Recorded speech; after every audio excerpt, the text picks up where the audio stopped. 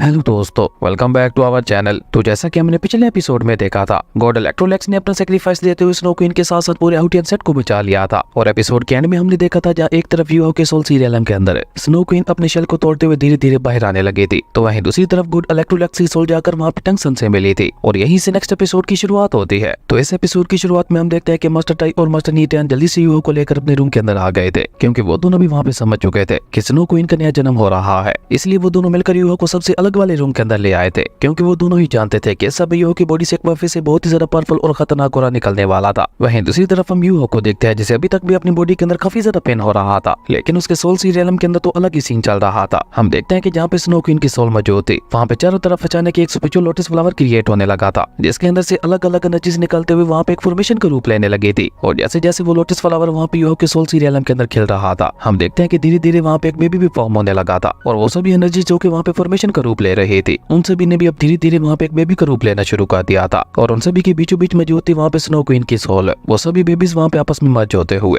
दोबारा वहाँ पे एक बहुत बड़े जेंट स्पिरिचुअल लोटस फ्लावर का रूप लेने लगे थे। और उस स्नो लोटस फ्लावर ने वहाँ पे स्नो क्वीन की सोल को वहाँ पे अपने अंदर लेना शुरू कर दिया था। और ऐसा होते ही हम देखते हैं कि अचानक वहाँ पे यूहो की बॉडी से बहुत ही ज्यादा पावरफुल गोल्डन एनर्जी रिलीज होने लगी थी, जिसे देखकर मास्टर नीटियन वहाँ पे चौंकते हुए कहते हैं वो अपने शेल को तोड़कर धीरे धीरे बाहर आ रही है। मास्टर नीटियन का कहना बिल्कुल सही था। हम देखते हैं कि स्नो क्वीन की सोल अब धीरे धीरे जो कि एक बेबी का रूप ले चुकी थी, वो अपने शेल को तोड़ते हुए बाहर आ रही थी। और इस सब में हम देखते हैं कि यूहो की थर्ड आई भी खुद ब खुद ही वहाँ पे ओपन हो गई थी। लेकिन इस सब के साथ साथ यूहो को वहाँ पे अपनी बॉडी के अंदर काफी ज्यादा पेन भी हो रहा था। और जैसे स्नो क्वीन वहाँ पे उस शेल को तोड़कर बाहर आती है, तो हम देखते हैं कि वहाँ पे यूहो की बॉडी से इतनी ज्यादा पावरफुल एनर्जी रिलीज होती है कि वो सीधी ऊपर आसमान से होते हुए स्पेस में जाने लगी थी। पर इसी के साथ हम देखते हैं कि अचानक वहाँ पे सब कुछ शांत हो गया था और हमें दोबारा वहाँ पे यूहो के सोल सीरियलम का ही सीन दिखाया जाता है, जहाँ पे स्नो क्वीन पूरी तरह से अपने शेल को तोड़ते हुए बाहर आ चुकी थी। और वो वहाँ पे अपने बच्चे को चुहे शेल को भी तोड़ तोड़ के खाने लगी थी। और इस भी यूहो जो कि वहाँ पे खुद को काफी हद तक संभाल चुका था, वो भी अब वहाँ पे अपने सोल सीरियलम के अंदर आ जाता है। जहाँ जैसे स्नो क्वीन की नजर वहाँ पे यूहो के ऊपर पड़ती है, तो वो वहाँ पे काफी ज्यादा खुश हो गई थी। और स्नो क्वीन को वहाँ पे इस तरह से खुश होते हुए देखकर यूहो वहाँ पे उससे सवाल करते हुए पूछता है, स्नो गर्ल, क्या मैं तुम्हें अभी तक भी याद हूँ? यूहो की ये बात सुनकर स्नो क्वीन जल्दी से यूहो की तरफ भागकर उससे वहाँ पे डैडी डैडी कहने लगी थी। और ये कहते हुए हम देखते हैं कि स्नो क्वीन वहाँ पे यूहो के सोल सीरियलम से भी बाहर आ जाती है। और यहाँ पे हमें स्नो क्वीन का पूरा लुक दिखाया जाता है, जो कि वहाँ पे एक लिटिल फायरी की तरह बहुत ही ज्यादा क्यूट दिखाई दे रही थी, जिसे देखकर यूहो वहाँ पे हैरान होते हुए कहता है कि मुझे यकीन नहीं हो रहा कि वाकई स्नो क्वीन ने एक बेबी का रूप ले लिया है। तो इसका मतलब है कि गॉड इलेक्ट्रोलेक्स ने जो मुझसे बोला था वो वाकई सच था। पर अभी यूहो वहाँ पे ये सब सोच ही रहा था कि तभी हम देखते हैं कि स्नो क्वीन ने जल्दी से आगे बढ़ते हुए जाकर वहाँ पे यूहो को हक कर लिया था। और साथ साथ वो वहाँ पे यूहो को डैडी डैडी कहकर भी बुलाने लगी थी, जो सुनकर तो बेचारे यूहो का फेस भी वहाँ पे शर्म से लाल हो जाता है, क्योंकि वो शादी से पहले ही फादर बन चुका था। वहीं हम देखते हैं कि स्नो क्वीन की आवाज सुनकर मास्टर टाई और मास्टर नीटियन भी जल्दी से रूम के अंदर आ गए थे, जहाँ मास्टर टाई रूम के अंदर आते हुए कहते हैं कि आखिर यहाँ पे ये सब चल क्या रहा है। पर ये कहते कहते मास्टर टाई की नजर वहाँ पे स्नो क्वीन के ऊपर पड़ती है, जिसे देखकर मास्टर टाई वहाँ पे यूहो से सवाल करते हुए पूछते हैं कि ये लिटिल गर्ल कौन है। वहीं मास्टर टाई की ये बात सुनकर हम देखते हैं कि स्नो गर्ल भी वहाँ पे उन दोनों को बहुत ही खुद से देखने लगी थी, जहाँ मास्टर नीटियन तो उसे नॉर्मली दिखाई देते हैं और मास्टर टाई उसे वहाँ पे बहुत ही ज्यादा ड्रामने लग रहे थे। और जैसे ही वो वहाँ पे मास्टर टाई का ड्रामना फेस देखती है, तो उसने अचानक ही वहाँ पे डरते हुए अपना आईसी ऑरा रिलीज कर दिया था, जिसकी वजह से हम देखते हैं कि वहाँ का वो पूरा रूम ही बर्फ में जमना शुरू हो गया था, जो देखकर मास्टर नीटियन ने जल्दी से वहाँ पे अपने पावर्स का इस्तेमाल करते हुए स्नो क्वीन के चारों तरफ एक प्रोटेक्टिव बैरियर बना दिया था, ताकि उसके आईसी ऑरा की वजह से इस रूम को कोई नुकसान ना हो। अब ये देखकर तो स्नो क्वीन वहाँ पे यूहो के पीछे जाकर छुप जाती है और वो वहाँ पे यूहो से शिकायत करते हुए कहती है, डैडी ये लोग बहुत ही ज्यादा बुरे हैं, ये लोग मुझे यहाँ पे डालने की कोशिश कर रहे हैं। स्नो क्वीन की ये बात सुनकर तो हम देखते हैं कि बेचारे मास्टर नीटियन को भी वहाँ पे झटका लगता है, क्योंकि चलो मास्टर टाई तो ड्रामने थे ही, लेकिन स्नो क्वीन ने तो वहाँ पे मास्टर टाई के साथ साथ मास्टर नीटियन को भी बुरा कह दिया था। वहीं यूहो वहाँ पे स्नो क्वीन को समझाते हुए कहता है कि ये बुरे लोग नहीं है और तुम पहले जल्दी से अपनी पावर्स को वापस लो। यूहो की ये बात सुनकर हम देखते हैं कि स्नो क्वीन ने भी जल्दी से वहाँ पे अपनी सारी पावर्स को वापस ले लिया था, जिसकी वजह से वो रूम भी दोबारा वहाँ पे पहले की तरह ठीक हो जाता है। पर भले ही वो रूम पूरी तरह से ठीक हो गया था, लेकिन मास्टर टाई के बाल और दाढ़ी अभी तक भी बर्फ में ही जमे हुए थे, जहाँ वो एक छींक लेते हुए खुद को भी वहाँ पे उस बर्फ से आजाद करवा देते हैं। लेकिन इस सब के बावजूद भी हम देखते हैं कि मास्टर टाई वहाँ पे स्नो क्वीन की तारीफ करते हुए कहते हैं कि ये तो कितनी ज्यादा क्यूट है, लिटिल गर्ल तुम्हें यहाँ पे इस तरह से हमसे डरने की कोई भी जरूरत नहीं है। और ये कहकर जैसे ही मास्टर टाई वहाँ पे स्नो क्वीन के पास जाने के लिए आगे बढ़ते हैं, तो स्नो क्वीन तो वहाँ पे डर के मारे और भी पीछे होने लगी थी, जो देखकर मास्टर नीटियन मास्टर टाई को वहीं पे रोकते हुए यूहो से कहते हैं, इसका जन्म कैसे हुआ है? क्या इसका जन्म तुम्हारी लाइफ पावर से ही हुआ है? मास्टर नीटियन की ये बात सुनकर हम देखते हैं कि यूहो उन्हें वहाँ पे जवाब देते हुए बताता है कि ये स्नो क्वीन की सोल है, जिसे मेरे सीनियर यानी गॉड इलेक्ट्रोलेक्स ने ब्लास्ट होने से बचा लिया था, और उन्होंने ही जाने से पहले पहले इसकी स्पेशल एनर्जी को एक सोल का रूप दे दिया था। वहीं स्नो क्वीन का नाम सुनकर तो हम देखते हैं कि मास्टर टाई को वहाँ पे एक बहुत बड़ा झटका लगता है, और वो वहाँ पे हैरान होते हुए यूहो से कहते हैं, क्या कहा तुमने? Snow queen? क्या ये वही स्नो क्वीन है जो कि स्नोलैंड की टॉप 3 किंग्स में से एक है? लेकिन इसकी सोल तुम्हारे पास कैसे आई थी? और ये कहते हुए मास्टर टाई दोबारा स्नो क्वीन के वहाँ पे काफी क्लोज आ गए थे, जो देखकर स्नो क्वीन ने भी वहाँ पे एक बार फिर से डरते हुए अपनी आइस पावर का इस्तेमाल करके मास्टर टाई की दाढ़ी को वहाँ पे बर्फ में जमा दिया था, जो देखकर मास्टर नीटियन भी वहाँ पे स्माइल करते हुए ना में अपने सर हिलाने लगे थे और खुद से कहने लगे थे कि ये नहीं सुधरने वाला। वहीं मास्टर टाई के सवाल को सुनकर युवाओं ने वहाँ पे जवाब देते हुए कहता है कि ये एक बहुत ही लंबी कहानी है, जिसपे मास्टर नीटियन आगे आते हुए युवाओं से कहते हैं तो अब तुम इसका क्या करने वाले हो, क्या तुम इसे अपने सोल रिंग के अंदर ऐड करोगे। सोल रिंग का नाम सुनकर तो हम देखते हैं कि अचानक स्नो गर्ल वहाँ पे काफी ज्यादा एक्साइटेड हो गई थी और वो वहाँ पे ऊपर हवा में उठते हुए अपनी पावर्स का इस्तेमाल करके युवाओं की सारी सोल रिंग्स को चेक करने लगी थी। लेकिन जब वो युवाओं की सोल रिंग स्पेस को देखती है तो वो वहाँ पे उदास होते हुए युवाओं से कहती है कि मेरे लिए तो आपके पास सोल स्पेस खाली ही नहीं है, जिसपे युवाओं उसे वहाँ पे जवाब देते हुए कहता है कि मैंने जस्ट अभी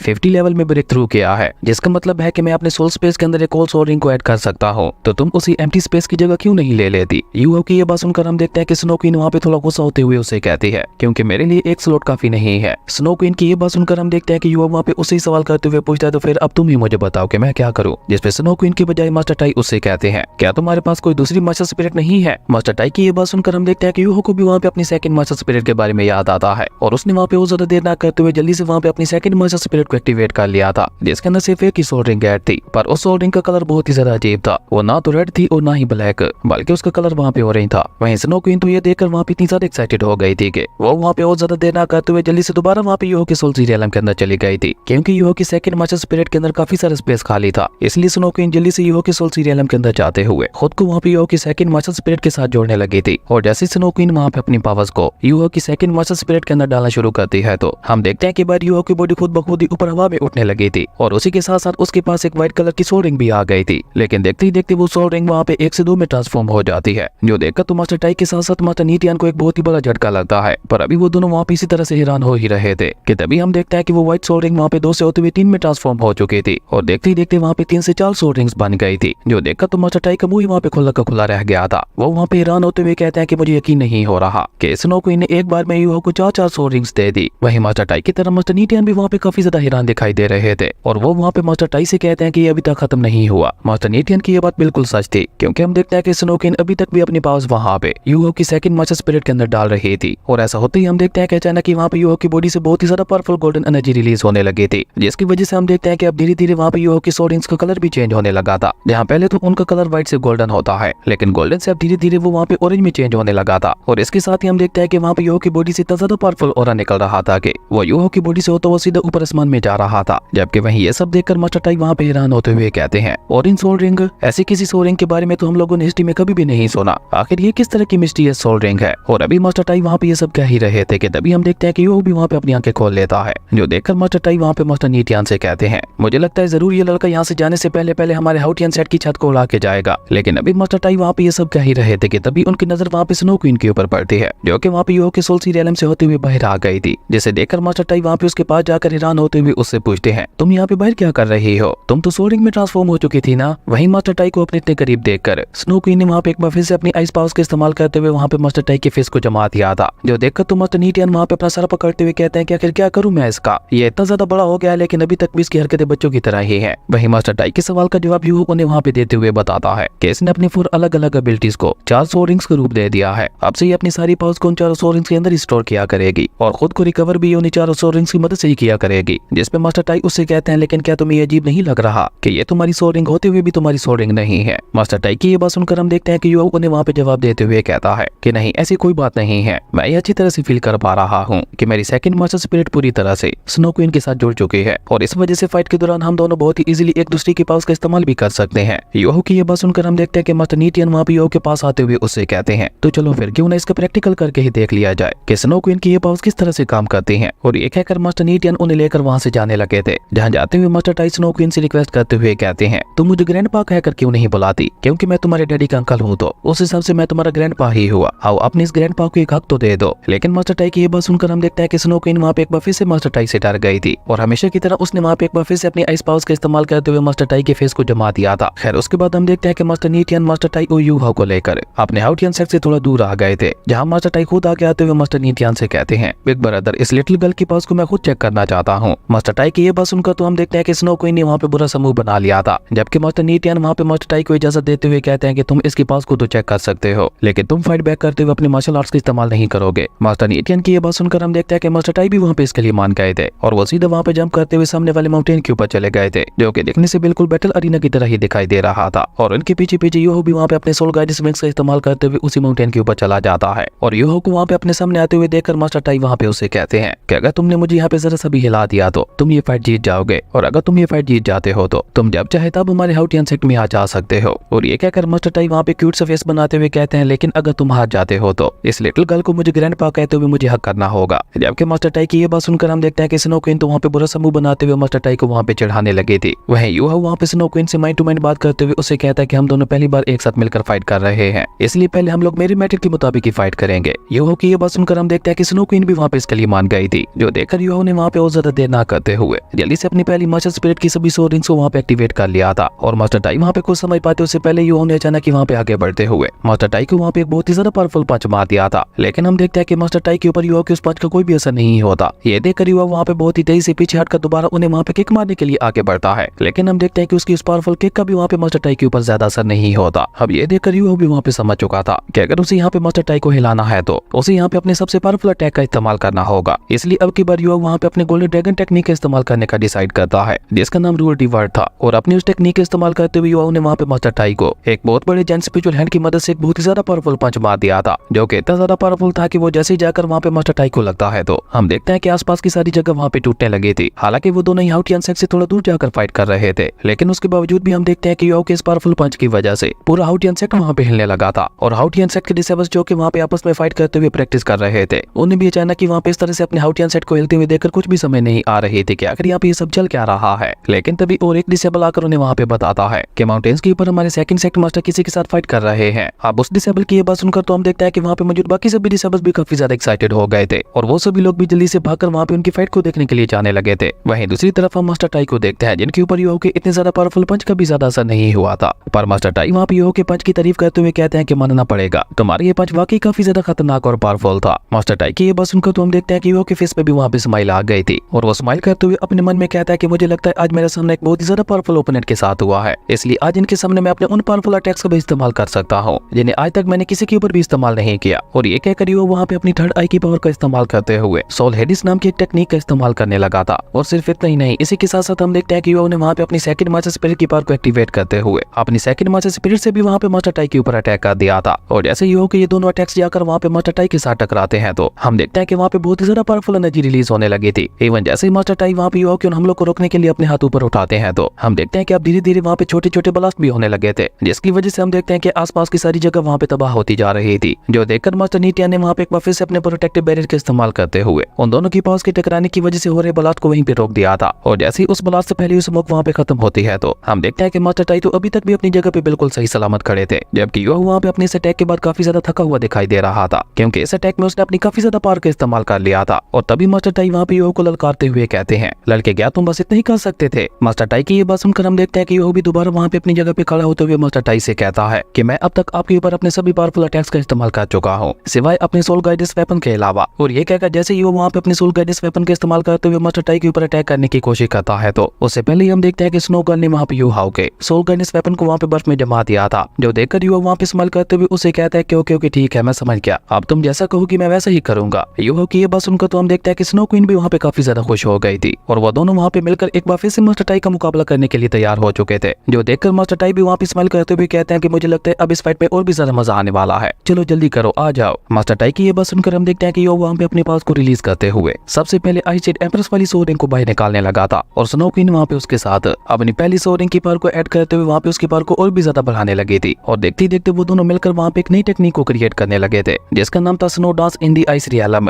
और जैसे जैसे वो दोनों वहाँ पे इस टेक्निक को क्रिएट कर रहे थे हम देखते हैं कि वहाँ पे चारों तरफ बहुत ही ज्यादा पावरफुल आइसी ऑरा फैलने लगा था। इवन मास्टर टाई भी अपनी जगह पे खड़े हुए खुद ब खुद ही वहाँ पे बर्फ में फ्रीज होने लगे थे। और देखते देखते वहाँ पे चारों तरफ उन दोनों की बनाई हुई आइस डोमेन फील्ड वहाँ पे फैलने लगी थी, जिसे देखकर तो खुद यूहो भी वहाँ पे चौंकते हुए अपने मन में कहता है कि मैं अपनी कल्टीवेशन के इस्तेमाल करते हुए सिर्फ 10 मीटर तक ही अपनी आइस डोमेन फील्ड को फैला सकता था, लेकिन स्नो क्वीन के अंदर तो वाकई कमाल की स्नो एबिलिटीज है, इसने तो पूरे हाउटियन सेक्ट में ही अपनी स्नो फील्ड आइस डोमेन को फैला दिया है। वहीं स्नो क्वीन की आइस डोमेन फील्ड की वजह से हम देखते हैं कि हाउटियन सेक्ट के अंदर मौजूद सभी डिसेबल्स को वहाँ पे बहुत ही ज्यादा ठंड लगने लगी थी, क्योंकि स्नो क्वीन की आइस डोमेन फील्ड की वजह से वहाँ का टेम्परेचर बहुत ही ज्यादा गिर चुका था। वहीं स्नो क्वीन की आइस डोमेन फील्ड की वजह से हम देखते हैं कि मास्टर टाई को अब वहाँ पे यूहो और स्नो क्वीन वहाँ पे दिखाई नहीं दे रहे थे और अभी मास्टर टाई वहाँ पे सबके बारे में सोच ही रहा था कि तभी हम देखते हैं कि स्नो क्वीन ने वहाँ पे अपनी सेकंड सोल रिंग की पावर को भी एक्टिवेट करना शुरू कर दिया था, जो कि एक स्नो पम्प टेक्निक थी। उसकी सारी पावर्स वहाँ पे यूहो को अपने अपने लेफ्ट हैंड के अंदर महसूस हो रही थी। जबकि ये सब देखते हुए अब धीरे धीरे वहाँ पे मास्टर टाई को भी गुस्सा आने लगा था। वो वहाँ पे स्नो क्वीन की आइस टू मैन फील्ड को डिस्ट्रॉय करने के लिए अपना फायरी ऑरा रिलीज करने लगे थे। लेकिन उससे पहले हम देखते हैं कि स्नो क्वीन ने वहाँ पे अपनी सेकंड सोअरिंग की पावर का इस्तेमाल करते हुए मास्टर टाई के ऊपर एक बहुत ही ज्यादा पावरफुल पाम अटैक कर दिया था, जिसकी वजह से हम देखते हैं कि मास्टर टाई को वहाँ पे आइस के बड़े बड़े स्पेक्स ने वहाँ पे चारों तरफ से अपने अंदर ट्रैप कर लिया था। अब ये सब देखते हुए तो मास्टर नीटियन भी वहाँ पे काफी ज्यादा हैरान दिखाई दे रहे थे और मास्टर नीटियन वहाँ पे चौंकते हुए कहते हैं कि ये तो टॉप 3 स्नो टेक्निक्स में से एक है। लेकिन अभी मास्टर नीटियन वहाँ पे ये सब कह ही रहे थे कि तभी हम देखते हैं कि स्नो क्वीन ने वहाँ पे अपने उसी जायंट एम्परर हैंड का इस्तेमाल करते हुए मास्टर टाई को वहाँ पे अपने उस एम्परर हैंड के अंदर जगह लिया था। लेकिन हम देखते हैं कि मास्टर टाई भी कम ताकतवर नहीं थे। उन्होंने भी वहाँ पे अपनी फायर पावर का इस्तेमाल करते हुए बहुत ही इजीली वहाँ पे स्नो क्वीन के उस एम्परर हैंड को वहाँ पे डिस्ट्रॉय कर दिया था। जिसे डिस्ट्रॉय करते हुए मास्टर टाई वहाँ पे काफी ज्यादा खुश दिखाई दे रहे थे। लेकिन हम देखते हैं कि मास्टर नीटवन तो अभी तक भी वहाँ पे काफी ज्यादा सीरियस थे। वो जल्दी से वहाँ पे चलाते हुए मास्टर टाई से कहते हैं बेवकूफ कहीं के, अभी तक उसका अटैक खत्म नहीं हुआ, इसलिए केयरलेस ना हो। वहीं दूसरी तरफ हम देखते हैं कि अब बारी थी स्नो क्वीन की थर्ड सोर्ड रिंग की, जिसमें वो अटैक करने के लिए एक आइस सूट का इस्तेमाल करने वाली थी। हम देखते हैं कि वो आइस सूट वहाँ पे चेंज में जकड़ी हुई थी, लेकिन स्नो क्वीन वहाँ पे अपने पास का इस्तेमाल करते हुए उस आइस सूट को वहाँ पे आजाद करवा देती है। जिसके आजाद होते ही हम देखते हैं कि वो आइस सूट धीरे धीरे वहाँ पे योहो के हाथ में आने लगी थी। और जैसे ही वो आइस सूट वहाँ पे योहो के हाथ में आती है तो हम देखते हैं कि योहो ने वहाँ पे अपनी उस आइस सूट की मदद से ऊपर आसमान में एक सूट स्लेश से अटैक कर दिया था, जो कि इतना ज्यादा पावरफुल था कि उसके इम्पैक्ट की वजह से हम देखते हैं कि वहाँ पे स्पेस में ही क्रैक्स आना शुरू हो गए थे। और देखते ही देखते उन स्पेस क्रैक्स ने वहाँ पे एक पोर्टल का रूप लेना शुरू कर दिया था, जहाँ हम देखते हैं कि उस पोर्टल के अंदर से एक बहुत बड़ी जायंट एम्परर आइस सूट निकलकर बाहर आने लगी थी। जिसे देखते हुए मास्टर नीटियन तो वहाँ पे और भी ज्यादा सीरियस हो चुके थे। उन्होंने ये कभी नहीं सोचा था कि स्नो क्वीन की पावर्स इस हद तक खतरनाक निकलेंगी, पर अब बहुत ज्यादा देर हो चुकी थी, क्योंकि हम देखते हैं कि स्नो क्वीन ने वहाँ पे अपनी उस आइस एम्परर सूट का इस्तेमाल करते हुए मास्टर टाई के ऊपर एक बहुत ही ज्यादा पावरफुल हमला कर दिया था। और अपनी तरफ आते हुए इतना ज्यादा पावरफुल अटैक को देखकर तो हम देखते हैं कि मास्टर टाई को भी मजबूरन अब वहाँ पे अपनी एप बीस्ट वाली फॉर्म में आना पड़ रहा था। और देखते ही देखते मास्टर टाई वहाँ पे अपनी एप स्पिरिट बीस्ट वाली फॉर्म में आते हुए अपनी ग्रेविटी कंट्रोलिंग टेक्निक का इस्तेमाल करते हुए वहाँ पे उस आइस एम्परर सूट को रोकने की कोशिश करने लगे थे। और जैसे ही उन दोनों के अटैक्स आपस में टकराते हैं तो हम देखते हैं कि वहाँ पे एक बार फिर से बहुत ही ज्यादा पावरफुल शॉक वेव्स निकलने लगी थी और एक बार फिर से पहले की तरह वहाँ पे आसपास का पूरा एरिया तबाह होने लगा था। लेकिन हम देखते हैं कि स्नो क्वीन का ये अटैक इतना ज्यादा पावरफुल था कि उसके इम्पैक्ट की वजह से हम देखते हैं कि मास्टर टाई जो कि अभी वहाँ पे अपनी एप स्पिरिट बीस्ट वाली फॉर्म में थे, वो भी वहाँ पे खिसकते हुए धीरे धीरे पीछे होने लगे थे। लेकिन ये सब देखते हुए अब मास्टर टाई को भी वहाँ पे काफी ज्यादा गुस्सा आने लगा था और उन्होंने भी वहाँ पे अपना पूरा दम लगाते हुए किसी तरह से वहाँ पे उस आइस एम्परर सूट को रोक लिया था। जिसे रोकने के बाद तो हम देखते हैं कि मास्टर टाई वहाँ पे काफी ज्यादा खुश दिखाई दे रहे थे। लेकिन खेल अभी तक भी खत्म नहीं हुआ था, क्योंकि हम देखते हैं कि स्नो क्वीन ने अचानक वहाँ पे अपनी आइस एम्परर सूट की पावर को बढ़ाते हुए उसे ऊपर से वहाँ पे एक किक मार दी थी, जिसकी वजह से हम देखते हैं कि अब उस आइस एम्परर सूट की पावर इस हद तक बढ़ गई थी कि उसे रोकना अब मास्टर टाई के लिए भी इम्पॉसिबल हो गया था। इसलिए हम देखते हैं कि वो आइस एम्परर सूट वहाँ पे मास्टर टाई को चीरते हुए सीधी वहाँ पे आगे बढ़ गई थी और उस सूट के रास्ते में वहाँ पे जो कोई भी चीज आ रही थी वो उसे वहाँ पे तबाह करती जा रही थी। इवन उस सूट ने देखते ही देखते वहाँ पे बड़े बड़े माउंटेन्स को भी डिस्ट्रॉय कर दिया था, जिसकी वजह से हम देखते हैं कि वहाँ पे एक बहुत बड़ा ब्लास्ट होता है और इसी ब्लास्ट के साथ मास्टर टाई वहाँ पे पूरी तरह से बर्फ में जम चुके थे। और इस सब में वहाँ पे इतना ज्यादा पावरफुल ऑरा रिलीज हो रहा था कि वहाँ पे आउटियन सेट के डिसेबल्स के लिए तो रुकना भी मुश्किल होता जा रहा था। हालांकि योहो ने स्नो क्वीन को इस अटैक की पावर बढ़ाने के लिए मना किया था, लेकिन योहो के रुकने तक स्नो क्वीन अपना अटैक कर चुकी थी और इसी वजह से यहाँ पे इतना बड़ा ब्लास्ट हुआ था। खैर जैसे ही उस ब्लास्ट से पहले हुई स्मोक वहाँ पे खत्म होती है तो हम देखते हैं कि मास्टर टाई के ऊपर जमी हुई बर्फ भी अब धीरे धीरे वहाँ पे टूटने लगी थी, जहाँ हम देखते हैं कि उस अटैक की वजह से मास्टर टाई की फेस के ऊपर भी एक छोटा सा कट आ गया था। लेकिन हम देखते हैं कि उनके पीछे वाला बड़ा सा पार्ट वहाँ पे बीचों बीच कट गया था, जो देखकर युवा वहाँ पे स्नो क्वीन को थोड़ा डांटते हुए कहता है कि ये बस एक फ्रेंडली फाइट थी, अंकल टाई हमारे कोई दुश्मन नहीं है, हमें उन्हें हर्ट नहीं करना था बल्कि सिर्फ उन्हें हराना था। युवा की डांट सुनकर तो हम देखते हैं कि स्नो क्वीन भी वहाँ पे काफी ज्यादा उदास हो गई थी और उसी के साथ साथ अब उसे वहाँ पे अपनी गलती का एहसास भी होने लगा था। वहीं दूसरी तरफ हम देखते हैं कि मास्टर टाई खुद को वहाँ पे आजाद करवाते हुए युवा से कहते हैं बच्चे मुझे हट कर पाना इतना ज्यादा भी आसान नहीं है, आ जाओ अभी तक मैंने अपनी हार नहीं मानी। लेकिन अभी मास्टर टाई वहाँ पे ये सब कह ही रहे थे कि तभी हम देखते हैं कि मास्टर नीटियन वहाँ पे मास्टर टाई के पास आते हुए उसे कहते हैं कि चुप करो, तुम ये फाइट ऑलरेडी हार चुके हो। मास्टर नीटियन की ये बात सुनकर हम देखते हैं कि मास्टर टाई वहाँ पे थोड़ा गुस्से से कहते हैं कि मैं ये फाइट हार कैसे गया। और ये कहते हुए जब मास्टर टाई पलट कर पीछे देखते हैं तो उन्हें भी वहाँ पे समझ आ गया था कि मास्टर नीटियन उसे क्या कह रहे हैं। और तभी हम देखते हैं कि योहो भी वहाँ पे उन दोनों मास्टर्स के पास आ जाता है, जहाँ मास्टर नीटियन वहाँ पे योहो की तारीफ करते हुए कहते हैं कि वाकई मानना पड़ेगा स्नो क्वीन की तीनों सीक्रेट स्किल्स वाकई काफी ज्यादा ताकतवर थी, जिन्हें तुमने बहुत ही अच्छी तरह से अपनी सोल के साथ मर्ज कर लिया है। और तुम्हें शायद ये जानकर बहुत ज्यादा हैरानगी होगी कि स्नो क्वीन ने अभी अभी जिन तीनों टेक्निक्स का इस्तेमाल किया था, ये तीनों ही टेक्निक स्नो लैंड में बहुत ही ज्यादा मशहूर है। लेकिन साथ ही साथ इन तीनों टेक्निक्स के बारे में ये भी मशहूर है कि ये सिर्फ स्नो एम्परर में ही पाई जाती है। भले ही स्नो क्वीन की ये टेक्निक्स अभी उतनी ज्यादा ताकतवर नहीं थी, लेकिन मुझे उम्मीद है कि जैसे जैसे तुम्हारी पास बढ़ती जाएंगी वैसे वैसे स्नो क्वीन की पास भी बढ़ने लगेंगी, और जब उसकी पास बढ़ेंगी तो उसके साथ साथ उसकी तीनों यूनिक स्किल्स की पास भी बढ़ेंगी। मास्टर नीटियन की ये बात सुनकर हम देखते हैं कि वो वहाँ पे काफी ज्यादा खुश हो गया था। लेकिन उसी के साथ साथ युवा को वहाँ पे चौथी सो रिंग के बारे में भी याद आने लगा था, जहाँ वो स्नो क्वीन से सवाल करते हुए पूछता है कि फोर्थ सो रिंग की खास एबिलिटी क्या है। लेकिन हम देखते हैं कि युवा की ये बात सुनकर स्नो क्वीन उसे वहाँ पे कोई भी जवाब दिए बगैर उसकी गोद में आते हुए वहाँ पे सो गई थी, जो देखकर मास्टर नीटियन वहाँ पे युवा को बताते हैं कि मुझे लगता है अभी ये खुद भी अपनी फोर्थ सोल रिंग की पावर के बारे में नहीं जानती, इसलिए तुम्हें अपनी फोर्थ सोल रिंग के बारे में खुद से ही जानना होगा। पर उसे मास्टर करने के लिए तुम्हें बहुत ही ज्यादा हार्ड प्रैक्टिस करनी पड़ेगी, क्योंकि फोर्थ स्किल